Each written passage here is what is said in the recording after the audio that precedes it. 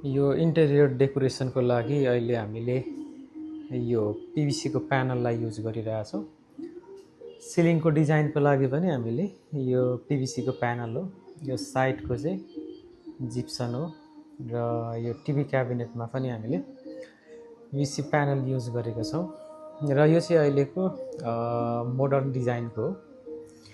यो चाहिँ प्लास्टिकको मटेरियलबाट बनेको हुन्छ अनि यसमा चाहिँ हामीले अब कलरहरू गर्नु परेन, पुटिङहरू गर्नु परेन र यो चाहिँ हामीले फोहोरहरू भयो भने पनि हामीले पुस्न सकिन्छ र यो टिभी क्याबिनेटको यो डिजाइन चाहिँ यो वुडन डिजाइनको हामीले यसरी बक्स बनाएको छ।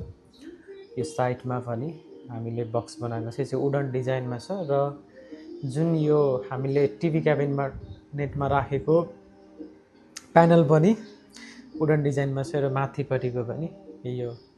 अब यो खालको हामीले पिभिसी प्यानल राख्दाखेरि चाहिँ सिलिङमा हामीले अब कलर गर्नु परेन, पुटिङ गर्नु परेन। हाम्रो सिलिङको कलर पुटिङको खर्च बाँच्छ अनि सिलिङमा झिँगाहरू बसेर दाग लाग्ने, फोहोर लाग्ने प्रब्लमहरूमा पनि यसमा चाहिँ त्यो समस्या हुँदैन। यसमा चाहिँ हामीले सफा पनि गर्न मिल्छ। यो प्लास्टिकको मटेरियलबाट बनेको र यो वाटरप्रुफ पनि हुन्छ। यो चाहिँ वाटरप्रुफ पनि हुन्छ।